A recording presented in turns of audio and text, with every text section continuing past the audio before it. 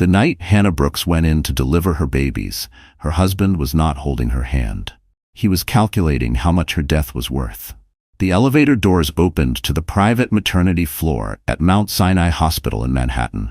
Hannah was on a gurney, eyes half open, skin gray, one hand gripping her belly like she was holding 3 small lives inside with pure will. Her monitors were screaming. Her blood pressure was crashing. The nurse kept saying, "Stay with me, sweetheart. Stay with me." But Hannah could barely hear her. Everything sounded like it was underwater. Her husband, Lucas Meyer, did not even look scared. He looked annoyed. He adjusted the cuff of his expensive suit like he was about to walk into a boardroom on Park Avenue, not into an operating room where his wife might code on the table. His phone lit up with messages, and he kept typing. The blue glow from his iPhone was cold on his face. He wasn't texting family. He was texting his girlfriend. "How long?" he typed. Sabrina texted back, "Baby, I'm already in the VIP lounge. Bring me good news." Good news, meaning Hannah doesn't make it. That was the plan. Hannah knew it. That was the worst part. 3 hours earlier, when the first contraction hit so hard she almost dropped to the kitchen floor, she heard Lucas in the next room. He was on speakerphone. He forgot she could hear him. He said, very calm, very businesslike, "The policy pays out $5 million if she doesn't survive. After that, the kids are mine, and we're set. No more stress." $5 million. He was talking about his wife like she was an expired contract. He was talking about his own children like assets. Hannah had stood there in shock, one hand on the counter, one hand on her belly. Her heart had felt like it was tearing. And not just from the pregnancy, from betrayal that went down to the bone. Now that same heart was failing. The doctor said her condition was rare and dangerous. "Your heart is tired," she told her gently. "If we don't move fast, you and the babies are both at risk." Hannah had nodded. She knew the truth. She knew she might not wake up, but she had one last request. "Promise me," she whispered, dragging air into her lungs. Save my girls, even if I can't come back." The nurse squeezed her hand. Lucas didn't move. He was already walking away, already pushing open the door to the VIP family room, with Sabrina waiting inside in a fitted black dress, diamonds at her throat, pretending to be the new Mrs. Meyer. Sabrina looked up and smiled like a winner. She lifted her glass of champagne and said softly, almost laughing, "To new beginnings." Hannah heard that laugh through the door as they rolled her toward surgery. She closed her eyes. In that moment, Hannah Brooks understood something like ice. She was not dying from pregnancy. She was being erased, on purpose. And if this was her last hour on Earth, she was not leaving quietly, because someone else was already on their way to the hospital. Someone Lucas did not know existed. Someone who did not lose. And when he walked in, everything Lucas built on Hannah's blood would start to burn. 36 hours before the delivery, the apartment on West 64th Street looked peaceful.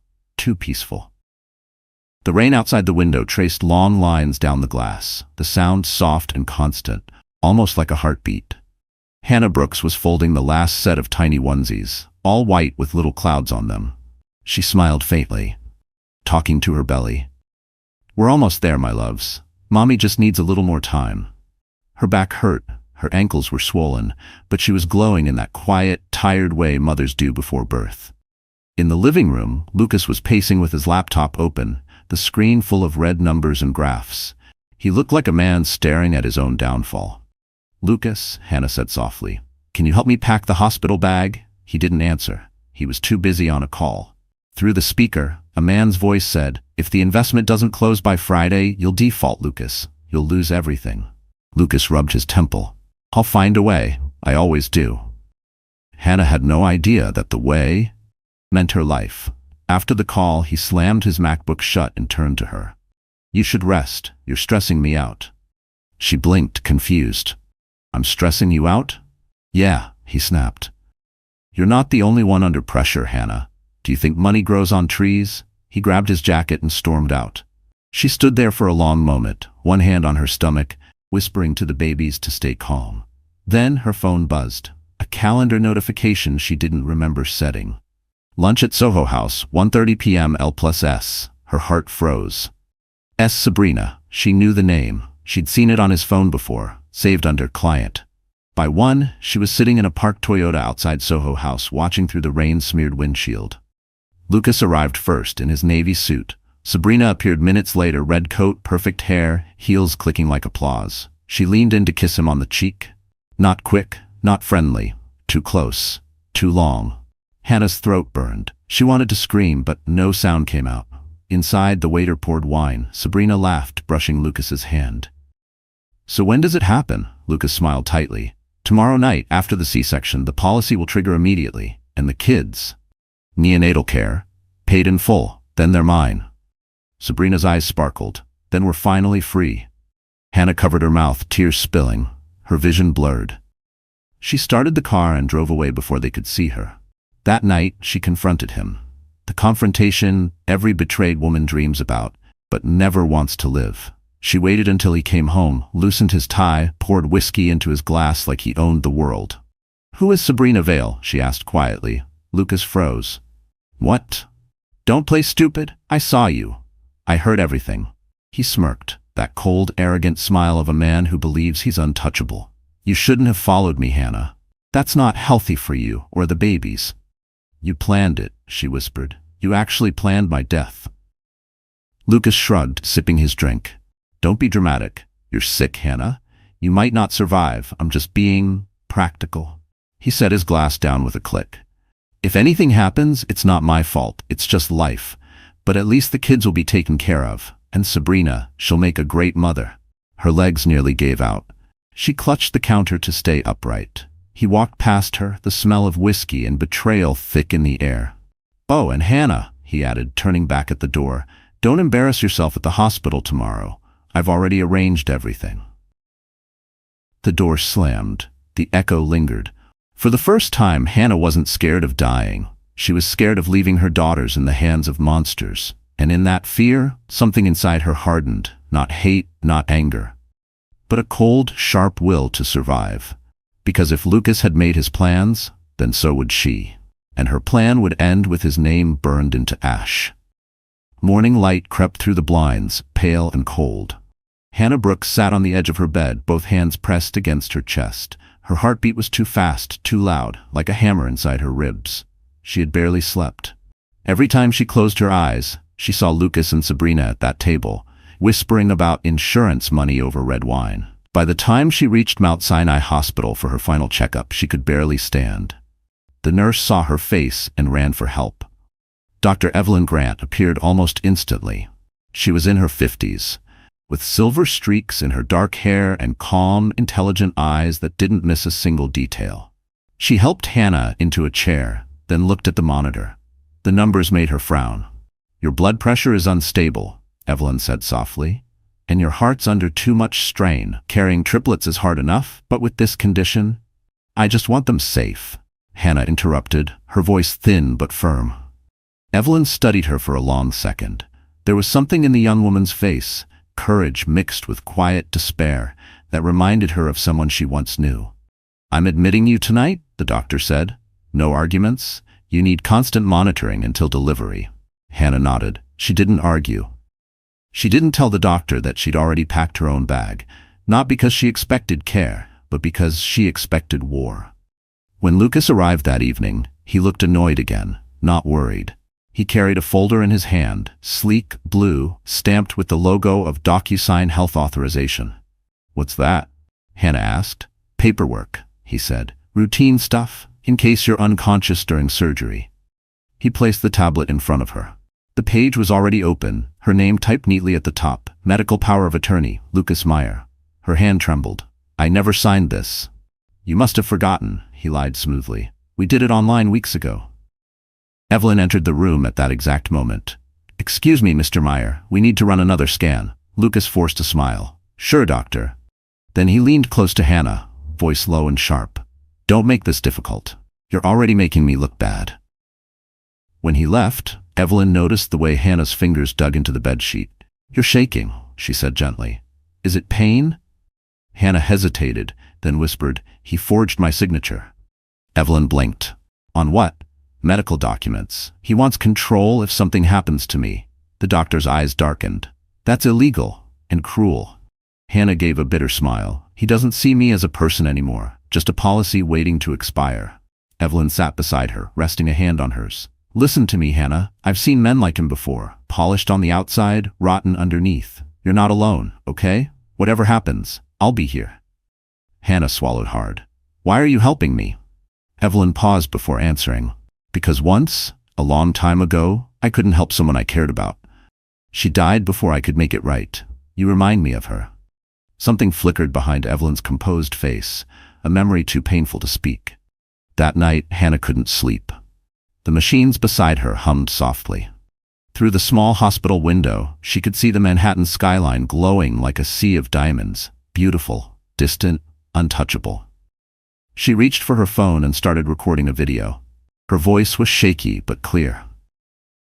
If I don't make it, she said, please show this to my daughters when they're old enough. Tell them I loved them before I even saw their faces. Tell them I fought to be their mother until the very end. She looked into the camera one last time. I'm not giving up, not yet. Then she pressed save. The file uploaded automatically to a cloud drive, one Lucas could never access. Outside her door, Evelyn stood in the corridor, speaking quietly to someone on the phone. She doesn't know it yet, she said, but I think I found her father. The hospital corridor smelled of antiseptic and fear. Hannah Brooks lay in her private room, wires running from her arms to machines that beeped like distant alarms. Outside the window, the Manhattan skyline flickered against the storm clouds, tall, glittering, and indifferent. It was the night before her scheduled C-section. Her heart monitor kept a slow, irregular rhythm. She tried to pray, but the words wouldn't come. On the side table sat a small notebook.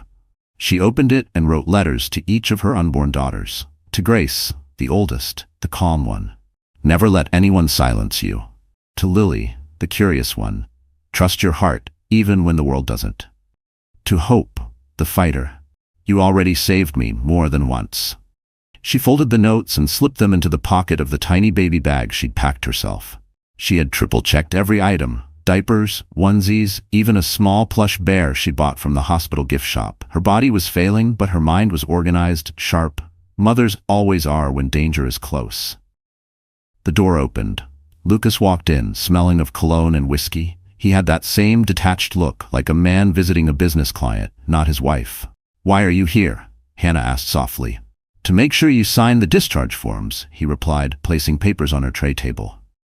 Hospital protocol. And don't worry, Sabrina already talked to the anesthesiologist. Hannah froze. Sabrina? He shrugged. She's helping me manage things. You should thank her. She's been handling the details you can't. The words hit like a knife. You're letting your mistress handle my surgery? Lucas sighed, looking bored. Don't start, Hannah. I'm doing what's best for everyone. You're emotional. You don't think clearly right now. I'm dying, she whispered. Exactly. He said it so casually that her chest constricted in disbelief. For a second, she thought he might actually kill her right there, with his coldness, his indifference. Then as he turned to leave, she saw his phone light up with a message. Sabrina, everything's ready for tomorrow. I can't wait to post our photo at the plaza. The words burned into her mind. As soon as he left, she grabbed her own phone and started the recording app. She narrated everything, the fake medical authorization, the insurance policy, the mistress's involvement. Her voice trembled but didn't break. She emailed the file to Dr. Evelyn with the subject line, "If I don't make it." Minutes later, Evelyn appeared in the doorway, her eyes full of quiet rage. I listened to it, she said softly. You were right. He forged everything. But don't worry. I've made a call. Someone needs to know what's happening. Who? Hannah whispered. My father, Evelyn replied. He's very good at finding people who think they can bury the truth. Before Hannah could ask more, a sudden wave of pain ripped through her chest. The monitor screamed. Evelyn shouted for help, and within seconds, the room flooded with nurses. Her vision blurred. Voices became echoes. She felt cold all over. Stay with me, Hannah. Evelyn's voice cut through the chaos. Somewhere in the haze, Hannah thought she heard thunder. Or maybe it was just the storm outside slamming against the window. She was being wheeled toward the OR when she caught a glimpse of Lucas standing at the nurse's station, phone in hand, whispering to Sabrina. He didn't even look at his wife being rushed past him.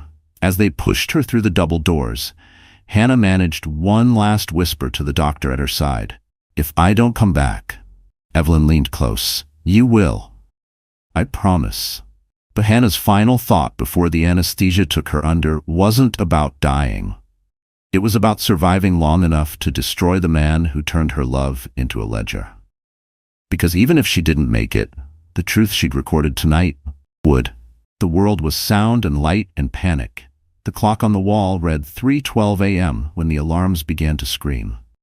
Inside operating room 4 of Mount Sinai, Hannah Brooks was surrounded by a blur of blue gloves and surgical masks. Her heart monitor spiked, then dipped violently. Pressure dropping fast, a nurse shouted, "Get me another unit of blood." Dr. Evelyn Grant barked, her voice controlled but urgent. Hannah's vision was already dimming. The white lights above her looked like stars fading out one by one.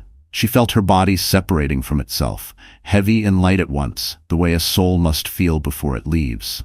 "Please," she whispered, "my babies." "Stay with us, Hannah," Evelyn said, gripping her hand. The nurse wiped sweat from the doctor's forehead. The atmosphere in the OR was electric, tense. The C-section was half done. 2 of the babies had been delivered, their cries soft and weak. The third still hadn't come out. "Her pulse is erratic," the anesthesiologist said. Evelyn made a decision that would define her life.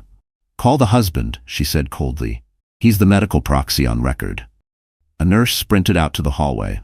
Lucas Meyer was standing there, phone in hand, suit jacket perfectly pressed, as if he were at a business meeting.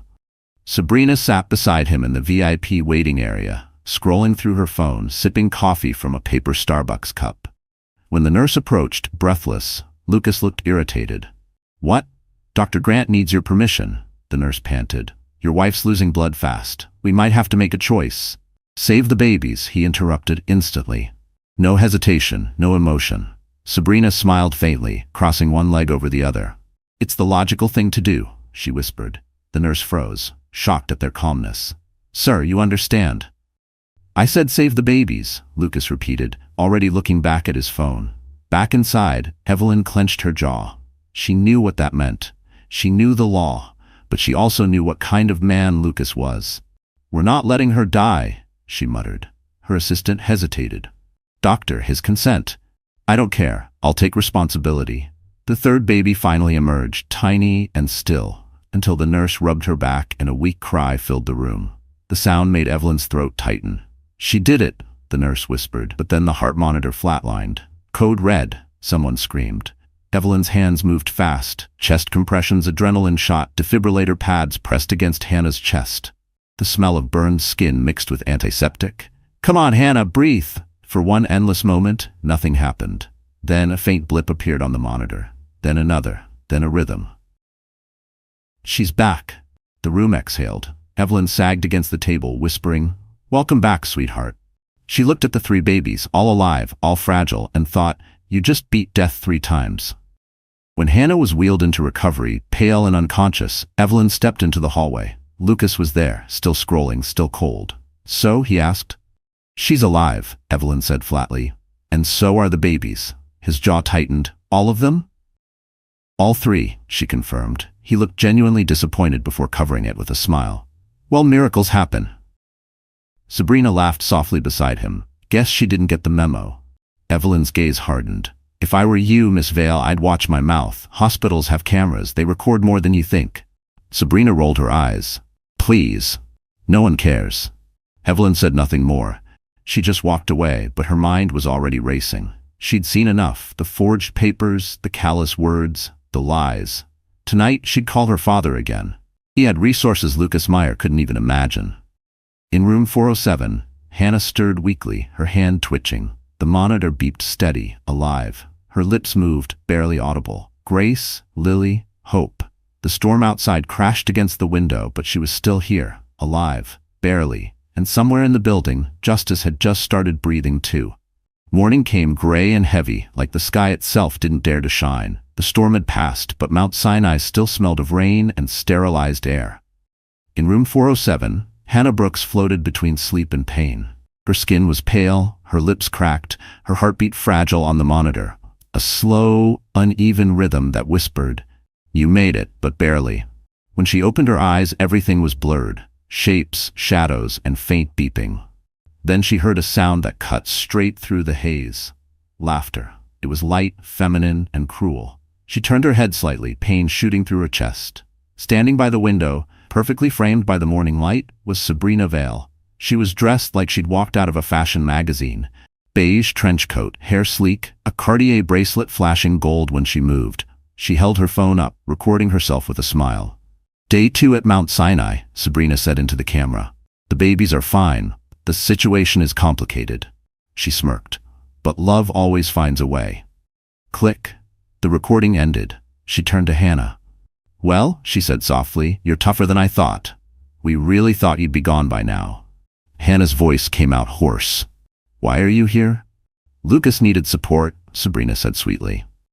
"He's exhausted, and honestly, someone had to make decisions for the babies. You've been unavailable." Hannah tried to sit up, but pain tore through her stitches. She gasped, clutching her side.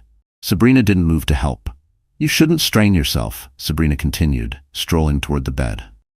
"You've done enough damage already. Poor Lucas has been so stressed, taking care of Triplets, managing his company, dealing with the press. Everyone thinks you died, by the way. He told them you didn't make it." Hannah froze. "He told them I'm dead?" Sabrina smiled wider. "Relax. It's temporary. It makes things simpler for now.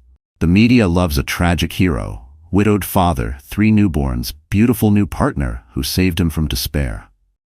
Her laughter filled the room again, soft but venomous.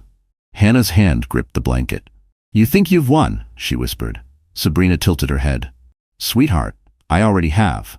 You're weak, broke, and medically unstable. The world thinks you're gone. By the time you crawl out of this bed, your name will be erased. Even the hospital files list you as deceased. Isn't that poetic?" The door opened then, and Dr. Evelyn Grant walked in. Her eyes darted between the 2 women. "What's going on here?" "Just a friendly visit," Sabrina said smoothly, flashing a smile. "Lucas asked me to check on her." Evelyn's tone turned icy. "This is a recovery room, not a social club. You're not family. You need to leave." Sabrina lifted her hands in mock surrender. "Fine, but you should thank me, doctor. Without Lucas, this hospital wouldn't have been paid yet." As she walked out, she leaned close to Hannah's ear and whispered, "Enjoy your stay, ghost girl."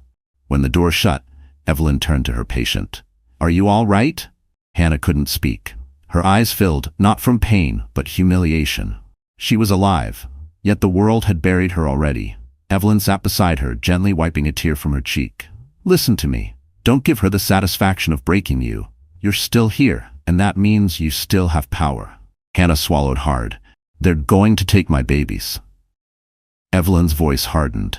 "Not if I can help it." She reached into her coat pocket and placed something on the nightstand. "The USB drive." "What's that?" Hannah asked. "Proof," Evelyn said. "Of everything. His forged signatures, her messages, and a recording from last night's hallway camera. You're not as invisible as they think." Hannah looked at the small device like it was a weapon forged from hope. Outside the window, the clouds broke, letting in a sliver of pale sunlight. It fell across her face, and for the first time since the surgery, Hannah smiled. Weak, but real. Because somewhere deep inside her, the ghost had decided to rise. Night fell again over Manhattan, and the city hummed far below Mount Sinai Hospital like a restless heart that never stopped beating. In room 407, Hannah Brooks stirred in her bed for the first time in hours. The sedatives were fading. Her body still hurt. Her head felt foggy, but her mind was waking up sharper than ever. The door was slightly open. She could hear faint voices from the hallway. Nurses changing shifts, the squeak of carts, the soft beeping of other monitors. But underneath all that, another voice, low, masculine, familiar, carried through the crack. "Lucas." "I don't care what the paperwork says," he was whispering harshly. "She's in no shape to make decisions. Just release the babies to me. I'm their father." A nurse's voice responded firmly. "Sir, hospital policy requires the mother's written consent. She's still alive. Until that changes, no one leaves the neonatal unit." "Then maybe it needs to change," Lucas muttered. Something cold slid through Hannah's veins. She wasn't just fighting to heal, she was fighting to exist. She turned her head toward the nightstand. There sat the USB drive Dr. Evelyn had left. Tiny, ordinary, yet it could destroy everything Lucas had built. The problem was, she didn't even have her phone. Lucas had taken it, for security reasons. Hannah closed her eyes, forcing herself to think. She couldn't move much, but she could still act. Moments later, the door creaked open. Evelyn stepped inside, carrying a clipboard. "How are we feeling tonight?" she asked, voice soft but deliberate. "Alive," Hannah whispered. "Barely." Evelyn checked her vitals, nodding. Then, lowering her voice, she said, "I've contacted someone. A man who needs to know about you." Hannah frowned weakly. "Who?" Evelyn hesitated, then said, "My father. His name is Thomas Grant." The name didn't register at first, just a sound, but Evelyn's tone carried weight. "He's powerful, Hannah. I believe he's your biological father." Hannah blinked in disbelief. "What? That's impossible. My father died when I was 5. "Your mother believed that," Evelyn said softly. But she was wrong. Before Hannah could respond, footsteps approached, heavy, impatient. "Lucas." Evelyn straightened instantly, professional mask sliding back into place. Lucas walked in, wearing his usual mask of calm control. He looked at Hannah the way a man might look at a bad investment, one he wished he could erase. "How are we feeling, sweetheart?" he asked, his voice dripping with fake concern. Hannah said nothing. Evelyn handed him a form. "The hospital is still processing your authorization. There's a delay." Lucas frowned. "A delay? My wife's incapable of." "She's my patient," Evelyn cut in firmly, "and she's capable enough to decide who can visit, which means you'll leave now." His expression hardened. "You're overstepping, doctor." "No," she said evenly. "You are." For a moment, tension filled the air, sharp as glass. Then Lucas forced a smile and stepped back. "Fine, I'll be back tomorrow. Make sure she's comfortable." When the door shut, Evelyn turned back to Hannah. "He's cracking," she said, "but we need time. My father's flying in tomorrow night. He'll make sure you're protected." Hannah's heart thudded faster, fear and faint hope mixing like fire and ice. "Protected from what?" Evelyn's eyes met hers. "From the storm that man's about to unleash." That night, while the city glittered beyond the window, Hannah lay awake, replaying every betrayal, every lie. Her hand brushed the USB drive again, her secret weapon. She thought of her daughters in the NICU, tiny and perfect. She thought of the monster plotting to take them. And then, somewhere deep inside, a quiet voice whispered, "No more fear." Hannah Brooks wasn't going to wait to be saved anymore. By dawn, she'd be ready to fight for her life, even if it meant starting a war. By Friday morning, Mount Sinai buzzed with whispers. Nurses glanced at each other with uneasy eyes. Something strange was happening. Official paperwork had arrived declaring Hannah Brooks deceased. Dr. Evelyn Grant found the file sitting on her desk, stamped and signed with a forged signature. Time of death, 3:16 a.m., cardiac failure. It even carried her own initials, copied, not written. Evelyn's stomach twisted. She looked at the timestamp. The report had been filed 2 hours after Hannah's heartbeat stabilized. Lucas Meyer had moved faster than she expected. She stormed out of her office and down the corridor, heart pounding. Hannah's room was empty, bed stripped, machines gone. For a terrifying second she thought Lucas had taken her. Then a voice behind her said quietly, "Dr. Grant?" It was the head nurse. "The patient's been transferred to a secure recovery suite on order from you." Evelyn exhaled slowly. "Good. Don't tell anyone where." Meanwhile, across town, the grieving husband was preparing for a spectacle. At a penthouse on Fifth Avenue, glass walls reflected the morning light over Manhattan's skyline. A floral arrangement surrounded a giant framed photo of Hannah, smiling, pregnant, glowing. The plaque beneath read, "In loving memory of Hannah Brooks Meyer, devoted wife and mother." Lucas stood in a tailored black suit, his expression carefully composed. Cameras flashed. A small crowd of investors, journalists, and friends filled the room. Next to him stood Sabrina Vale, dressed in a fitted black dress, eyes glistening with fake tears. She clung to Lucas's arm and whispered for the cameras. She was too pure for this world. Someone handed Lucas a microphone. He sighed deeply, eyes shining just enough for effect. "My wife was my compass," he began solemnly. "She gave me strength, even in her final moments. I promised her our children would grow up loved, surrounded by success, and never know struggle." He paused for dramatic effect, lowering his head. "And I'll honor that promise." The audience applauded politely. A journalist asked, "Mr. Meyer, what will happen to your company now?" Lucas smiled faintly. "Hannah believed in my vision. I'll keep building it for her and for our daughters." Behind him, Sabrina dabbed at her eyes, then leaned close to the PR photographer. "Make sure you capture my hand on his shoulder," she whispered. Everything was going exactly as planned. Back at Mount Sinai, in the quiet of an unmarked recovery suite, Hannah lay awake under dim lights. The air was thick with disinfectant and secrets. Evelyn sat beside her, phone pressed to her ear. "Yes, she's alive," Evelyn said in a low tone, "but you'll need to move quickly. They've declared her dead publicly." On the other end, a deep, older voice replied, "Send me proof. I'm already on a plane." Evelyn hung up and turned to Hannah. "That was Thomas Grant," she said. "He's landing tonight." Hannah blinked weakly. "The man you think is my father?" Evelyn nodded. "He has more influence in this city than any of them, and he's furious."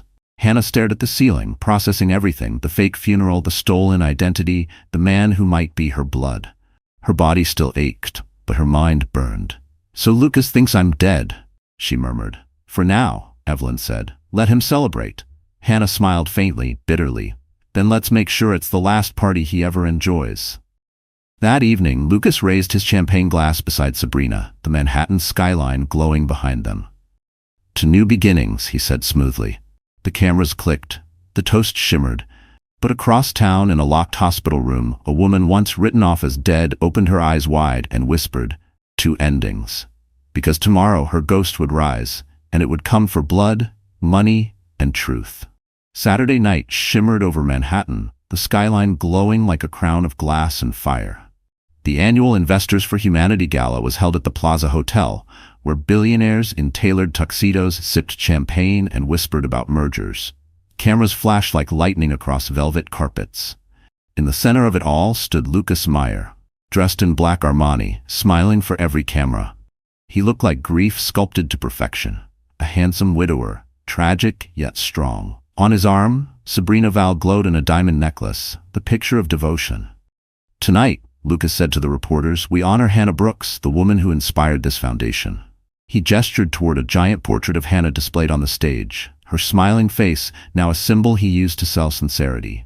Her legacy lives on in every life will help. Applause, cameras, sympathy, exactly as he planned. But something in the air shifted. A quiet ripple, like electricity before a storm. A photographer at the back of the ballroom suddenly froze, staring toward the entrance. The massive golden doors of the plaza opened slowly. For a moment, no one breathed. Then she walked in. Hannah Brooks, alive. The room gasped in unison. A few glasses slipped from trembling hands and shattered on marble floors. She wore a simple white dress that brushed her ankles, no jewelry, no makeup except a soft tint on her lips. The hospital pallor was gone. In its place, a quiet fire glowed in her eyes. Every step she took echoed like a verdict. "Impossible," Sabrina whispered, color draining from her face. "She's supposed to be..." "Dead," Lucas finished, his voice cracking. His smile froze, the mask slipping. All the cameras turned toward Hannah, flashing wildly now. Confusion, disbelief, awe. She stopped halfway across the ballroom. The chandeliers above cast a halo around her, making her look almost unreal. Then, from behind her, a man stepped forward, tall, silver-haired, impeccably dressed in a dark suit. His presence silenced the crowd completely. Thomas Grant, the billionaire. The ghost from Manhattan's oldest financial dynasty. He placed a hand on Hannah's shoulder and faced the audience. His voice carried like a blade. "Good evening. I'm here to correct a mistake." Murmurs rippled. Reporters leaned forward. Lucas swallowed hard. "Mr. Grant, I didn't know you were coming." "I didn't know my daughter was alive," Thomas said evenly, "until 3 days ago." The ballroom fell dead silent. Cameras stopped clicking. Even the background music cut off. "Your daughter?" someone gasped. Thomas nodded. "Hannah Brooks, my child, the woman your beloved philanthropist husband tried to erase." Lucas's face turned the color of chalk. "This is absurd. There's no proof." Thomas lifted a folder. "DNA results. Signed by my lab in California. Verified by Mount Sinai Hospital. Would you like me to read them aloud?" Sabrina clutched Lucas's arm. "Do something," she hissed. Lucas tried to speak, but his voice trembled. This is insane. You don't know what she's done." "She gave birth to your children while you forged her death certificate," Thomas interrupted, stepping closer. His tone was calm, almost gentle, but the kind of gentleness that came before destruction. "And now," he said, "you'll answer for every word, every lie." every drop of her blood. Gasps spread through the crowd like wildfire. Reporters scrambled to record every second. Sabrina backed away, whispering to a security guard, "Stop them, shut the cameras off." But Thomas smiled coldly. "No, let them roll. The world deserves to see this truth." Hannah stood beside him, eyes steady, her breathing even. For the first time, she wasn't the patient, the victim, or the wife. She was something entirely different, reborn. The lights flickered once, then the sound of applause began. Slow, deliberate, unstoppable. People rose to their feet, clapping not for wealth or status, but for the woman who refused to die. Lucas Meyer stood frozen under the golden chandelier, trapped in his own performance, and the show was finally over. The ballroom of the Plaza Hotel was silent, so silent that even the chandeliers seemed to tremble. Every camera was pointed at Hannah Brooks and the man beside her, Thomas Grant, the billionaire who had just claimed her as his daughter. Lucas Meyer stood center stage, his face pale and slick with sweat. Sabrina Vale clutched his arm, nails digging into his sleeve. She could feel his pulse racing. The mask of control he'd worn for years was cracking. Thomas turned to the crowd, his voice deep and measured, carrying through the marble hall. 25 years ago, I lost a child in a fire. At least that's what I was told. Tonight, I stand before you to tell the truth. She didn't die. She was taken from me, hidden, lied to, and her name is Hannah Brooks. Murmurs rippled across the audience. Cameras flashed wildly. The press pushed forward. A reporter shouted, "Mr. Grant, are you confirming she's your biological daughter?" Thomas nodded once. "I have the DNA report right here." He pulled a folded paper from his inner pocket and held it up. Verified by a federal lab and Mount Sinai Hospital. Another gasp spread through the room. Lucas stepped forward, voice trembling. This is ridiculous. She's manipulating you. She's not your daughter. She's a liar, a con artist." "Enough."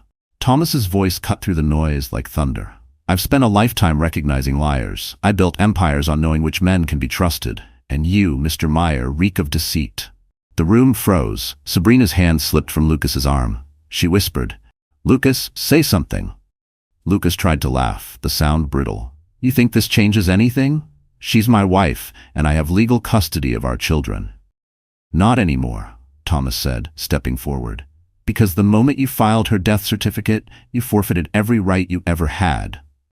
The crowd gasped again, this time louder, like a wave. Hannah stood beside her father, calm but trembling inside. She could feel her heartbeat in her fingertips.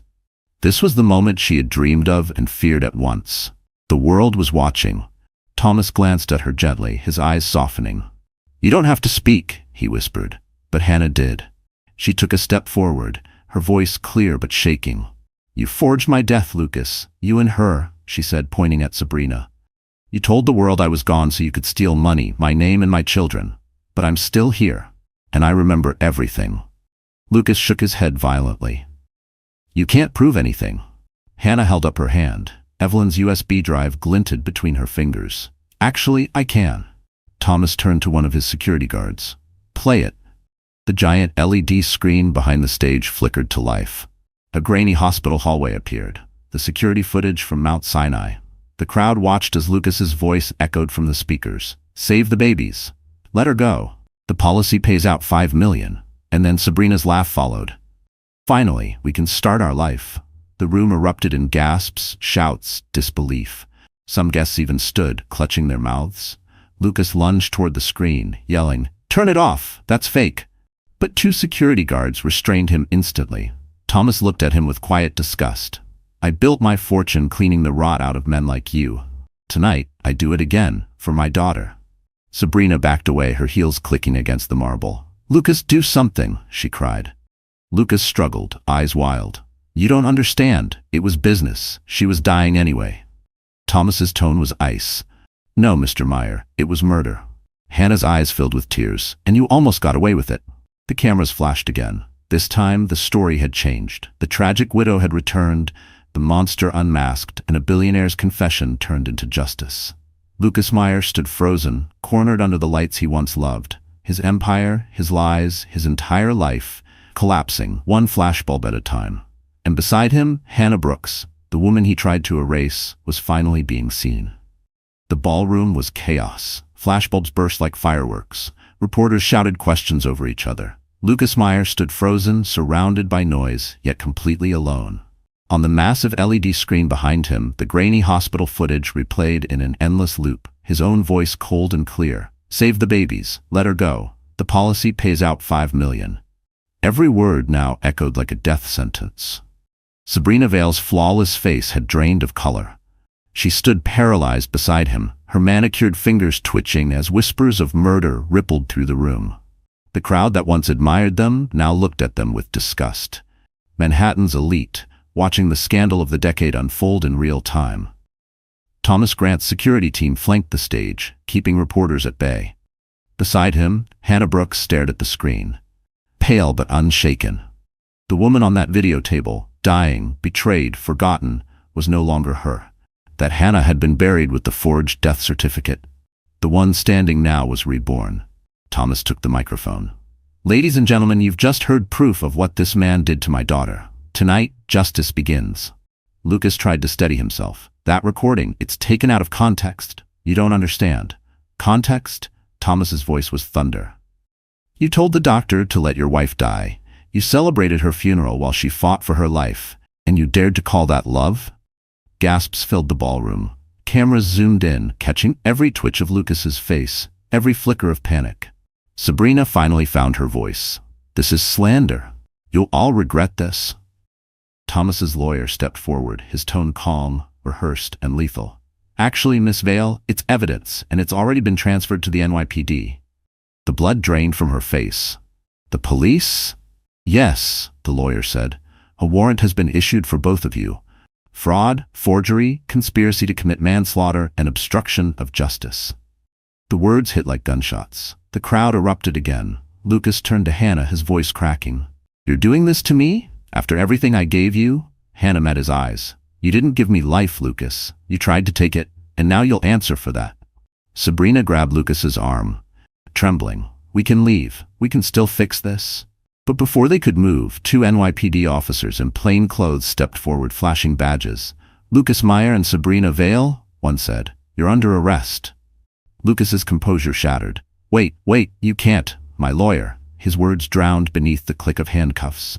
Sabrina whimpered, mascara streaking down her cheeks. "This isn't happening. It can't be happening." Thomas stood motionless as the officers led them through the silent crowd.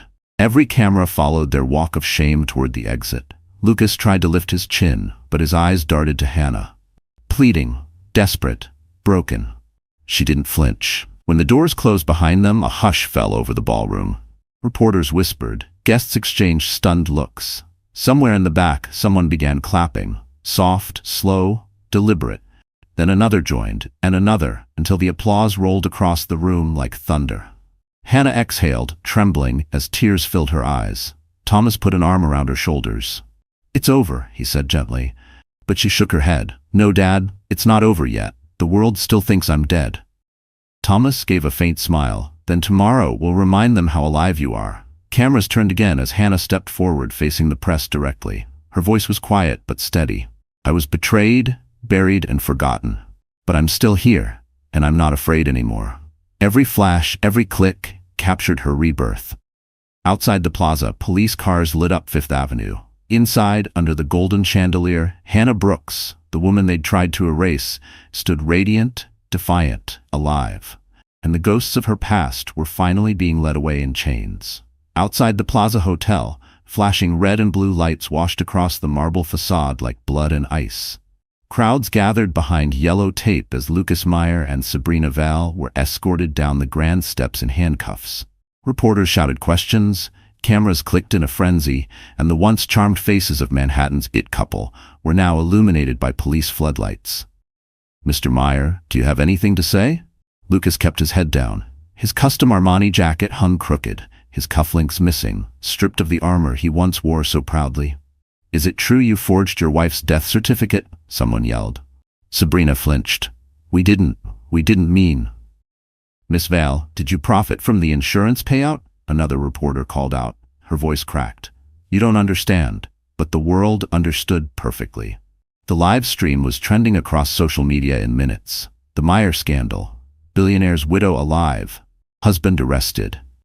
Inside the plaza, The ballroom had emptied into whispers and shock. The wealthy guests who once courted Lucas's friendship now avoided even saying his name. The PR team from his company deleted every post about him within the hour. Investors began calling lawyers. Back upstairs, Hannah Brooks sat in a quiet side lounge with her father, Thomas Grant, and Dr. Evelyn Grant. The chaos of the night still echoed faintly from the streets below. Thomas poured her a glass of water and handed it to her carefully, as if she might break. "You did what most people couldn't, Hannah," he said softly. "You faced the devil in front of the world." Her hands trembled slightly as she sipped.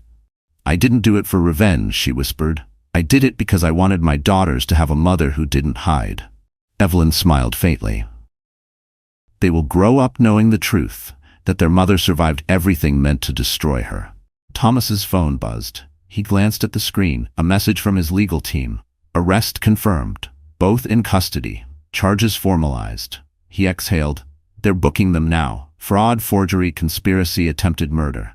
Hannah closed her eyes. For the first time, she let herself breathe. But peace didn't come easily. "I keep thinking," she murmured, "about the way he looked at me before the surgery. Like I was already gone." Thomas leaned forward. "He'll have a long time to remember the woman he underestimated." Evelyn turned on the muted television. The live feed showed Lucas being shoved into the back of a police car. His face twisted toward the camera, full of rage and disbelief. Sabrina shouted something at the reporters, her voice lost in the noise. The ticker at the bottom of the screen read, "CEO Lucas Meyer and Sabrina Vale charged in insurance fraud and attempted homicide." The public reaction was instant. Some called it poetic justice, others called it karma. Meanwhile, in the back of the police car, Lucas finally snapped. "You said the documents were clean," he shouted at Sabrina. "They were. I didn't know about the cameras," she cried, tears streaming down her face. "You promised me, Lucas." "I promised you money," he hissed. "Now we both have nothing." The officer in the front seat glanced back through the partition. "You two can fight about it at Rikers," he said dryly. Back at the plaza, Hannah watched the broadcast without satisfaction. "They'll go to trial," she said quietly. "They'll lie again." Thomas nodded. "And we'll be ready again. The truth doesn't die twice." Evelyn placed a comforting hand on Hannah's shoulder. "Get some rest. You've already won the first battle." Outside, thunder rolled over Manhattan again, though the storm had passed hours ago. Hannah stood by the window, watching the police lights fade into the distance. For years she had lived in fear, of sickness, of abandonment, of silence. But not anymore. Her reflection looked back at her, alive, scarred, unbroken.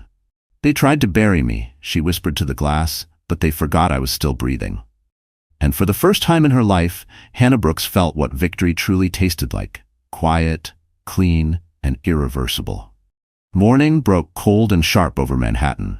News vans lined the street outside the NYPD precinct. Reporters huddled in the wind, waiting for a glimpse of the fallen couple. Inside, Lucas Meyer sat in a holding cell that smelled of metal and humiliation.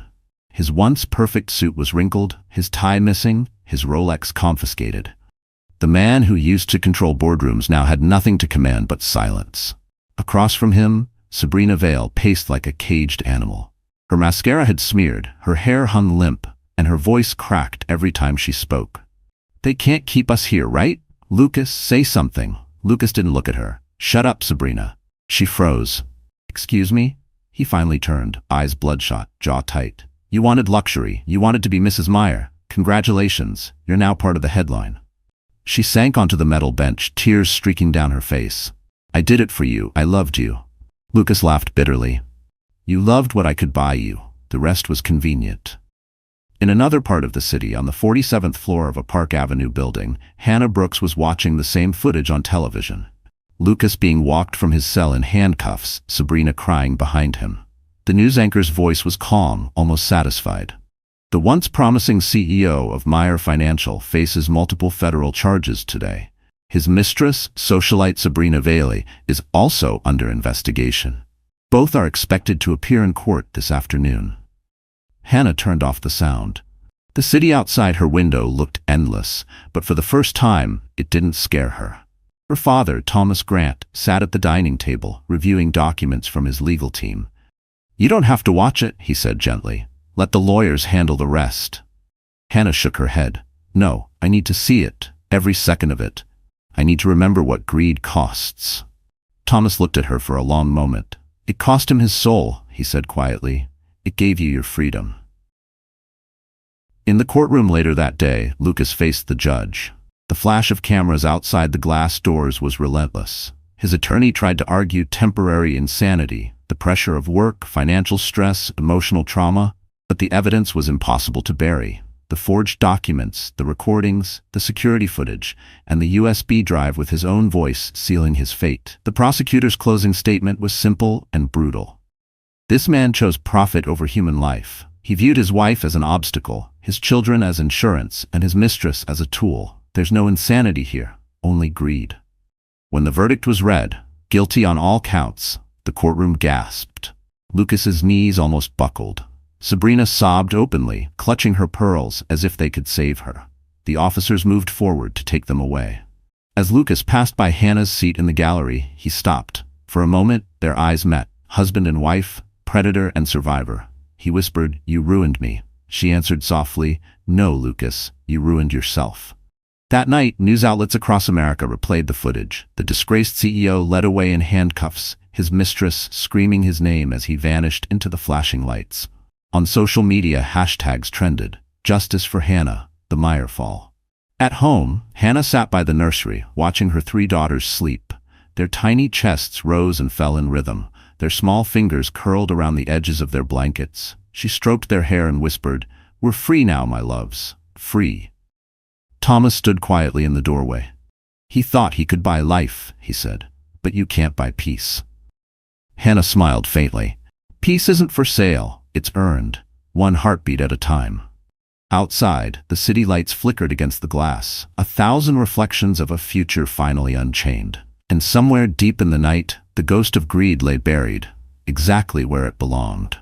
The trial was over, but the noise hadn't stopped. For weeks, the name Hannah Brooks dominated every headline. The wife who came back from the dead. Talk shows dissected her courage. Editorials called her story a wake-up call for women everywhere. Yet in her Park Avenue apartment, Hannah didn't feel like a hero. Fame felt cold.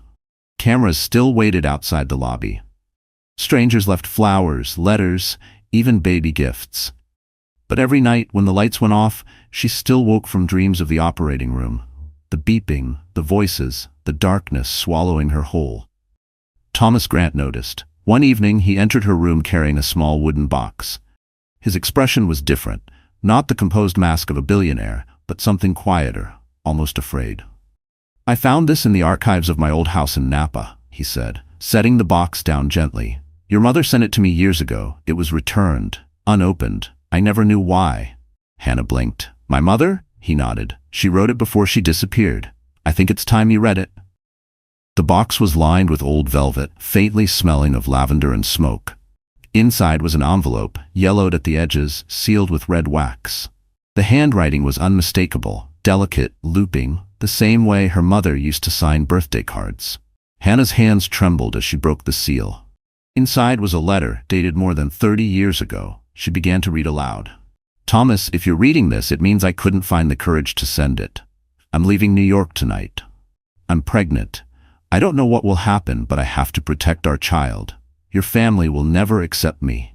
They said things I can't repeat. I'm scared. Not of poverty, but of power. Power ruins people, Thomas. If this baby ever finds you one day, tell her that her mother loved her enough to disappear." The words blurred as tears filled Hannah's eyes. She read the last line in a whisper. "And if she inherits your strength, she'll survive anything." She folded the letter carefully, pressing it to her heart. For a long time, no one spoke. Thomas sat beside her, his hands clasped. "I thought she died in that fire," he said softly. "I searched for years, but the system back then, it was cruel. They hid everything." Evelyn, who had joined them quietly, nodded. "I found records. Your mother came to the hospital where I worked. She begged me to protect the baby if something happened to her. That's why I recognized you, Hannah. You had her eyes." Hannah turned toward Evelyn, shock rippling through her. You were there that night?" Evelyn's voice trembled. "I pulled you from the wreckage. I thought you'd been claimed by another family, but when you reappeared at Mount Sinai, I knew." The room fell silent again. Thomas's eyes glistened. "She saved you," he said to his daughter, "and I lost 30 years believing you were gone." Hannah reached across the table and took both their hands. "Then maybe it wasn't lost," she said softly. "Maybe we were all just waiting for the right moment to find each other." Outside, snow had begun to fall over Manhattan. The city looked softer, quieter. Evelyn wiped her eyes. "You know," she said, smiling faintly, "your mother used to talk about naming you Hope." Hannah smiled through tears. "She got her wish. One of my daughters carries her name." Thomas looked at them both, two women connected by tragedy and love, and finally his shoulders relaxed. "Then her story doesn't end in ashes," he said. "It ends here with you." Hannah looked out the window, the city lights reflecting in her tears. For the first time, she didn't see chaos or fear, just the beginning of peace. And in her hands, the letter still pulsed like a heartbeat, a bridge between the past that broke her and the future she was finally ready to live. 1 year later, New York looked different. Maybe it wasn't the city that had changed. Maybe it was Hannah Brooks. The scars on her body had faded, but the ones on her soul had turned into something else: strength. The headlines now read, "Hannah Grant to host charity gala for single mothers and heart patients." The event would be held at the River Cafe, overlooking the Brooklyn Bridge, the same skyline that once watched her die, now shining for her rebirth. She adjusted her simple silk gown in the mirror. It wasn't designer, no diamonds, just a small silver necklace her mother had left behind, polished and worn close to her heart. Evelyn entered the room, radiant in a navy blue dress. "Are you ready?" Hannah smiled. "For the first time, yes." Downstairs, Thomas Grant was greeting guests, senators, philanthropists, doctors from Mount Sinai, even journalists who had once chased scandal. But tonight wasn't about exposure. Tonight was about closure. When Hannah entered the ballroom, conversations softened. Cameras turned, but there was no chaos, only quiet admiration. She moved with grace, not arrogance. Her face, once plastered on tabloid covers, was now the symbol of hope. She took the stage as the orchestra faded. "Good evening," she began, her voice clear and steady. "A year ago, I stood in this city as a ghost, legally dead, spiritually broken. I had lost my home, my husband, and nearly my life. But what I gained was something no money could buy: truth." A hush fell over the audience. Even the waiters paused. "I stand here because people chose courage over comfort," she continued. "Because a doctor believed in justice. Because a stranger turned out to be my father. And because I refused to let betrayal be the end of my story." She paused, her gaze drifting toward the skyline beyond the glass windows. "Tonight, we raise funds for women who are fighting alone, women like me. For those who've been silenced, shamed, or forgotten, this foundation will help them rise again." Applause swelled through the room. Tears glimmered on faces she didn't even know. Thomas watched proudly from the front table. Evelyn dabbed at her eyes with a napkin. After her speech, guests approached one by one, investors offering donations, journalists asking for quotes, mothers whispering thank yous. But one visitor stood out. A tall man in a black suit, early 40s, kind eyes. He handed her a small envelope. "From someone who wanted you to have this," he said quietly. Hannah opened it. Inside was a letter. Neat handwriting, unfamiliar yet deliberate. "Hannah, I don't expect forgiveness. Prison gives you time to see yourself clearly. Too clearly. I was everything you said I was, greedy, blind, and cruel. I thought love was ownership. I see now it was grace, and I never deserved it. Take care of our daughters. Tell them their father finally learned what it means to lose everything and still be human." Lucas sang. Her fingers trembled slightly. She reread the letter twice, then folded it and placed it inside her clutch. Thomas noticed her expression. "Are you all right?" "Yes," she said softly. He finally said something true. Later that night, when the gala ended and the lights dimmed, Hannah stepped outside onto the terrace. The city spread out before her, the East River glimmering under the moonlight. Evelyn joined her, holding 2 cups of coffee. "You did good, Hannah." Hannah smiled faintly. "We all did." She looked toward the horizon, where the sky met the city, and felt the wind brush through her hair. For the first time, she wasn't haunted by what happened, because her story wasn't one of death anymore. It was one of resurrection. And as the lights of New York danced below, Hannah Brooks Grant whispered to the night, "I lived. That's enough." It was late February when the first letter arrived. No return address, just a stamped envelope with Rikers Island Correctional Facility printed across the top. Hannah Brooks hesitated before opening it. The handwriting was familiar, sharp, disciplined, deliberate. She sat at her kitchen table while her daughters napped in the next room. Outside, the Manhattan skyline shimmered under a gray winter sun. Inside the envelope was a single page. "Hannah, they tell me time heals everything. It doesn't. It only magnifies the silence. I replay that night in my head. Your face, the machines, the sound of my own voice saying things I can't take back. I don't expect redemption, but I can't die with this rot inside me. Lucas."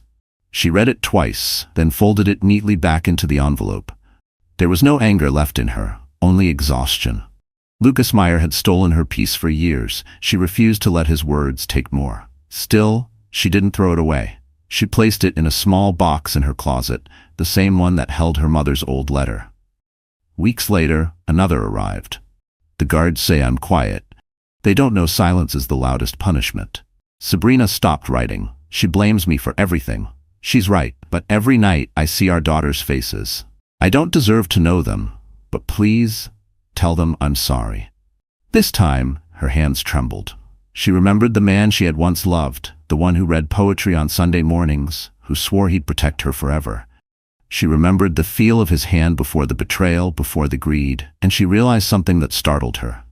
Forgiveness didn't mean forgetting. It meant letting go of the need for vengeance. That night, she wrote back, "Lucas, you destroyed everything we had, but I don't hate you anymore. Hate kept me alive when I was broken, but it can't raise our daughters. I'll tell them the truth, not to shame you, but to teach them what love isn't. You wanted power. I found peace. That's the difference between us.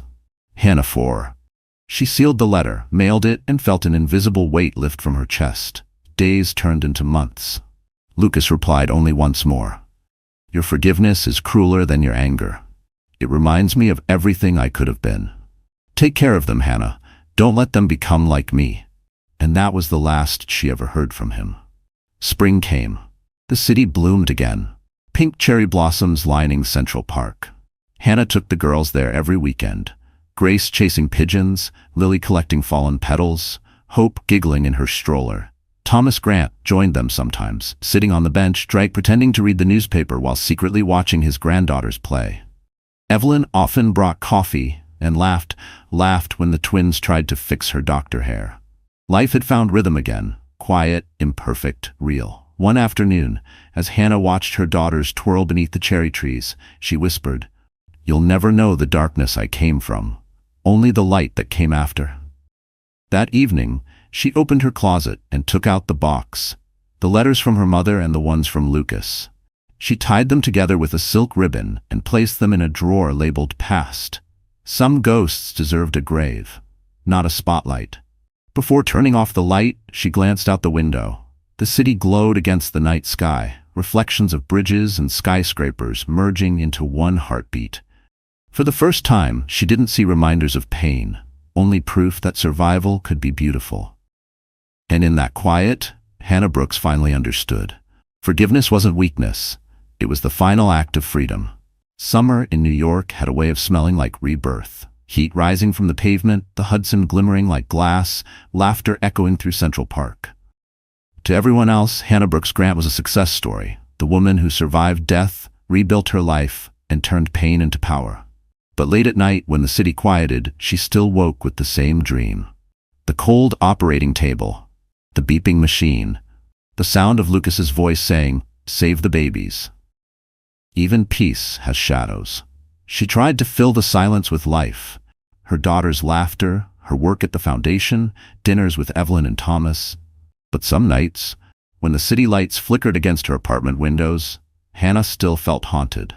One evening, she found herself walking alone along Fifth Avenue, her reflection moving beside her in the designer windows. The streets shimmered with the glow of Cartier and Dior, symbols of the world she had once been excluded from and now walked through freely. Yet none of it mattered. She wasn't chasing luxury, she was chasing meaning. She stopped at a cafe near Bryant Park, ordering a latte, sitting by the window. A group of young women nearby whispered excitedly, their phones open on a news article. "Isn't that her?" one said softly. The woman from the trial? She looks peaceful. Hannah smiled faintly. They weren't mocking her. They were admiring her. That used to make her uncomfortable, but tonight it felt different. Maybe she could be living proof that surviving didn't require perfection, just persistence. Her phone buzzed. A message from Thomas. Dinner at the townhouse tonight. Evelyn made too much lasagna again, she replied. On my way soon. But as she stepped outside, a voice behind her froze her in place. Hannah? She turned. It wasn't Lucas. It was Sabrina Vale. The woman looked nothing like the one from the tabloids. No designer dress, no diamonds, no arrogance. Her hair was shorter, her makeup faint. She wore a plain gray coat despite the warmth. Sabrina? Hannah's tone was calm but distant. You're out. 6 months early, Sabrina said, voice trembling. Good behavior, therapy, a lot of lawyers. The silence stretched between them, heavy with things unsaid. Sabrina swallowed. I came to say I'm sorry. I know it doesn't change anything. I just needed to tell you that I thought I loved him. I didn't realize I was destroying someone else's life. Hannah studied her carefully. There was no pity in her eyes, only quiet clarity. You destroyed your own too. Sabrina nodded, tears welling. I know, I live with it every day. The cameras, the whispers, they're gone now. But the guilt isn't. I just wanted you to hear it from me. Hannah exhaled slowly. You've said it. Now go make it mean something. Sabrina hesitated, then whispered, He asks about you sometimes. Hannah's jaw tightened. Then tell him I don't exist in his world anymore. They stood there for a moment, two women linked by tragedy, but separated by choice. Then Sabrina turned and disappeared into the crowd, swallowed by the city that had once worshipped her. That night, Hannah sat at her father's dining table, surrounded by warmth, laughter, and the smell of lasagna. Her daughters giggled as Thomas pretended to steal their breadsticks. Evelyn poured wine, her smile soft. For the first time, Hannah realized something simple and powerful. Peace didn't mean forgetting the storm. It meant learning to dance in the quiet after it. Later, she tucked her daughters into bed and whispered, You were born in chaos, my loves, but you'll grow up in peace. Outside, New York shimmered, alive, imperfect, unstoppable, just like her. Autumn returned to Manhattan, crisp and golden. The leaves fell across Central Park like soft fire, and for the first time in years, Hannah Brooks Grant felt settled. Her daughters were in preschool, her foundation was thriving, and the nightmares had begun to fade. But peace, she had learned, was fragile. It took only one phone call to shake it apart. It came on a quiet Tuesday morning. She was reviewing proposals for a new women's shelter when her assistant knocked gently. Mrs. Grant, there's a Detective Miller on line 2. He says it's important. Hannah's heart dropped. That name, that tone. She picked up the phone. This is Hannah. Mrs. Grant, the detective said, his voice low. We thought you should hear this before it hits the news. Lucas Meyer escaped during a prison transfer early this morning. Her blood ran cold. What do you mean escaped? There was a transport accident on the Queensboro Bridge. One guard dead, another injured. He's gone. Hannah gripped the edge of her desk. For a long moment, she couldn't breathe. Do you think he'll come for me? We don't know, the detective replied, but we're assigning protection until he's found. He's not the same man he was, Mrs. Grant. We think he's desperate. After the call, she sat in silence. The city outside her window glittered as usual, indifferent. It was as if the skyline itself had turned its back again. By the time Thomas and Evelyn arrived at her apartment, the story had already broken across every major network. Disgraced CEO Lucas Meyer escapes prison transfer. Manhunt underway. Thomas's security detail moved through the apartment like clockwork. New locks, cameras, a guard at the door. Evelyn tried to keep her voice steady as she said, He won't get far. They'll find him. But Hannah saw something in her father's eyes, a flicker of fear he didn't want her to notice. That night, she tucked her daughters into bed, pretending everything was normal. Grace clung to her wrist. Mommy, why are there policemen outside?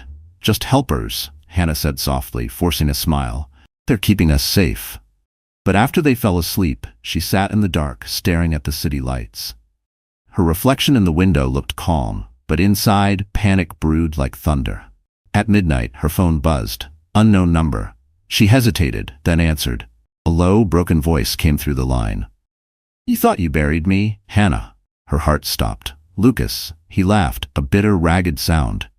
They took everything from me, my company, my freedom, my name. But you took my life. Where are you? She demanded. Closer than you think. The line went dead. Within minutes, Thomas's team swept the building, but Lucas was nowhere. The police traced the call. It had come from a burner phone near the Hudson River docks. The next day was chaos. Reporters surrounded the foundation's office. Headlines screamed, "Murderer on the run. Ex-wife targeted." The mayor announced an official manhunt. Hannah gave a brief statement to the press, her voice calm, though her hands shook. "I survived him once," she said, "and if he's out there, he should remember. I'm not the same woman he tried to bury." That night, she slept in a secured penthouse under armed watch, her daughters staying with Evelyn. But even surrounded by guards and walls, she couldn't shake the feeling that Lucas was out there, watching, waiting. Somewhere, maybe in a shadowed alley or across the river, a man who had lost everything was plotting the only thing he had left: revenge. And as the wind howled through the city that made her and nearly broke her, Hannah Brooks Grant realized peace was never permanent, only borrowed, until the storm returned.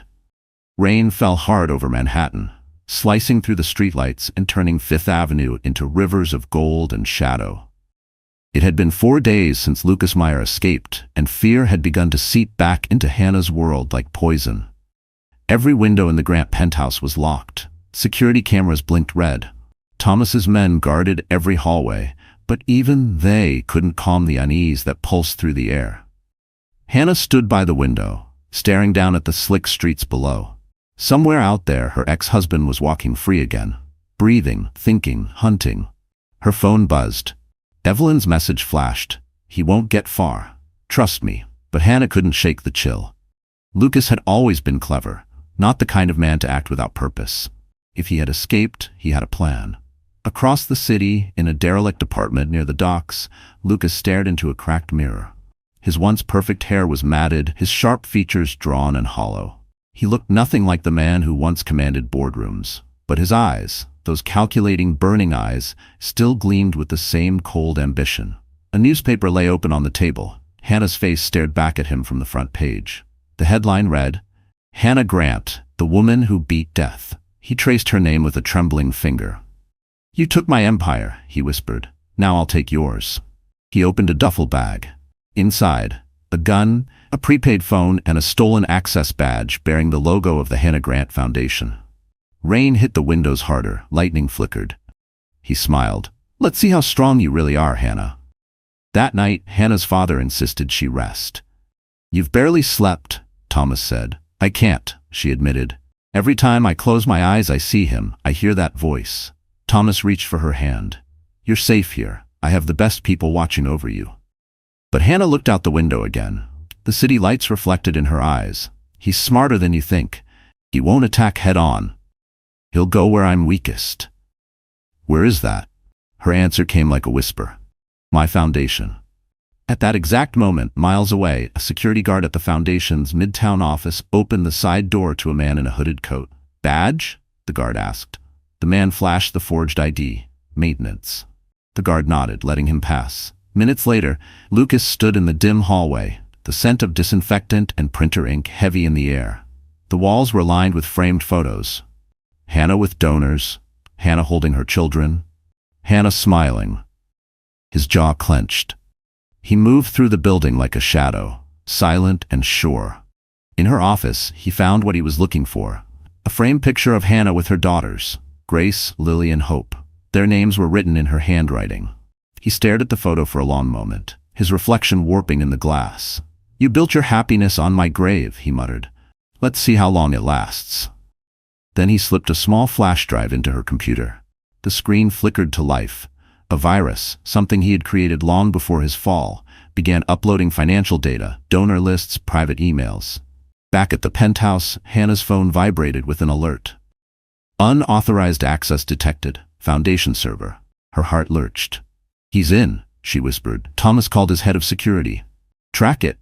"We already are," the agent replied. "Signals bouncing between Midtown and the docks."